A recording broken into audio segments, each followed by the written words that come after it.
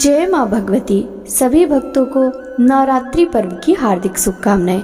भक्तों, आज इस वीडियो में हम जानेंगे घर पर नवरात्रि की पूजा कैसे करें, दुर्गा माँ को क्या क्या चढ़ाना चाहिए, नवरात्रि कलश में क्या डालें, पूजा में क्या क्या सामग्री की आवश्यकता होती है, प्रतिदिन माँ दुर्गा की पूजा कैसे करें, नवरात्रि में शाम की पूजा कैसे करें। इन सभी बातों के बारे में हम विस्तार पूर्वक इस वीडियो में चर्चा करेंगे। शारदीय नवरात्रि आरंभ होने जा रही है। अगले 9 दिन भक्त माँ दुर्गा के 9 स्वरूपों की पूजा अर्चना करेंगे। नवरात्रि के पहले दिन घट स्थापना के साथ माँ की उपासना शुरू की जाती है। मान्यता है कि इन दिनों में अगर पूरे विधि विधान के साथ माँ की पूजा की जाए तो मनोकामनाएं जल्दी ही पूरी होती हैं और पूजा बिना सामग्री के अधूरी मानी जाती है। इसलिए बेहद जरूरी है कि आप सही पूजा सामग्री का इस्तेमाल करें। नवरात्रि के पहले दिन घट स्थापना की जाती है। उस दिन घट स्थापना करने के लिए कलश पर बांधने के लिए मौली, आम के पत्ते जिसमें से 5 पत्तियां या फिर 7 पत्तियां हों, कलश में डालने के लिए रोली, गंगा जल, सिक्का, गेहूं या अक्षत। कलश के अलावा इन दिनों जौ भी बोए जाते हैं, जिसके लिए एक मिट्टी का बड़ा बर्तन चाहिए। मिट्टी, जौ और कलावा जो कलश के कंठ पे बांधना चाहिए। वहीं पूजा के लिए हवन सामग्री में नवरात्रि में पूरे 9 दिनों तक हवन किया जाता है। इसके अलावा पहले दिन माँ का आला स्थापित करें। इसके लिए चौकी पर लाल कपड़ा होना चाहिए।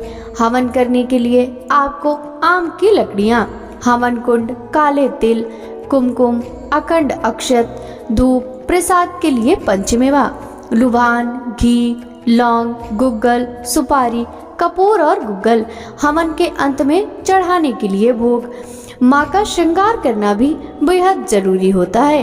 नवरात्रि में माता रानी को 16 श्रृंगार अर्पित करना चाहिए। श्रृंगार के लिए एक लाल रंग की चुनरी, सिंदूर, इत्र, बिंदी, लाल चूड़ियाँ, मेहंदी, काजल, लिपस्टिक, कंघा, नेल पेंट और बाकी की सामग्री होनी चाहिए। माता को नवरात्रि में 16 श्रृंगार सामग्री अवश्य चढ़ानी चाहिए। वहीं नवरात्रि के पहले दिन की पूजा में सुबह जल्दी उठकर स्नान कर लें। इसके बाद पूजा के लिए स्थान को गंगा जल डालकर साफ करें और घर में, मंदिर में दीप प्रज्वलित करें। इसके बाद माँ दुर्गा की प्रतिमा को गंगा जल से शुद्ध कर लें। इसके बाद सबसे पहले माता रानी की प्रतिमा स्थापित करें। इसके बाद माँ को अक्षत, सिंदूर, लाल पुष्प अर्पित करें। साथ ही फल और मिठाई माता को अर्पित करें। इसके बाद धूप जलाकर पूजा आरंभ करें। अंत में माता की आरती करें। पूजा में बैठने के लिए कुश के आसन का इस्तेमाल करें, जो अति उत्तम माना जाता है।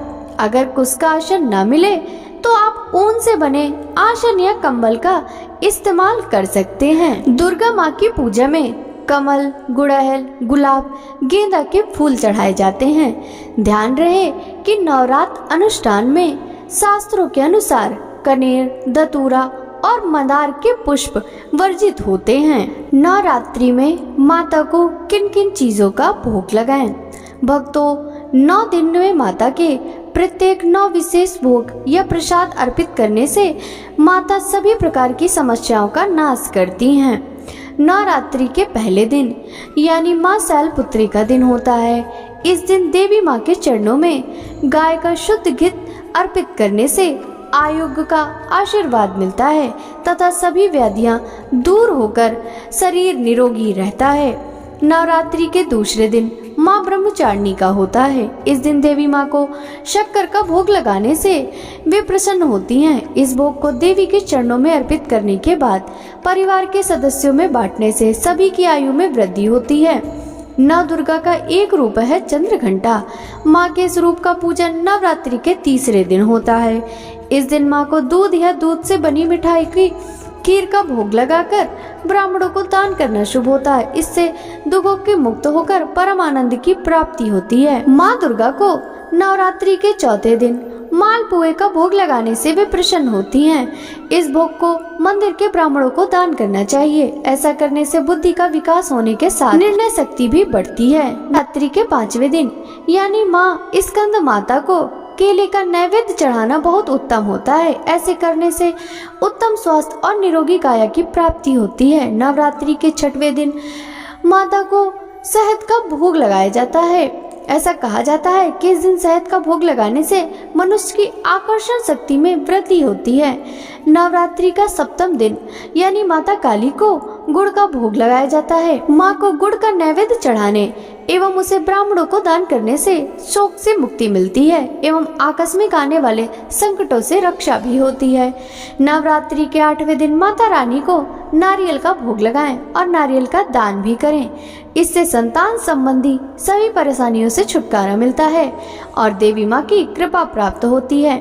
नवरात्रि के अंतिम दिन यानी 9वीं तिथि के दिन तिल का भोग लगाकर ब्राह्मणों को दान दें। इससे मृत्यु भय से राहत मिलती है, साथ ही अनहोनी होने की घटनाओं से भी बचाव होता है। प्रतिदिन माँ दुर्गा की पूजा किस प्रकार करें? माँ दुर्गा को वस्त्र, चंदन, सुहाग का सामान यानी हल्दी, कुमकुम, सिंदूर, अष्टगंध अर्पित करें। काजल लगाएं, मंगलसूत्र, हरी चूड़ियाँ, फूल माला, इत्र, फल, मिठाई आदि अर्पित करें। श्रद्धा अनुसार दुर्गा सप्तशती के पाठ, देवी माँ के स्तोत्र, सहस्त्र नाम आदि का पाठ करें।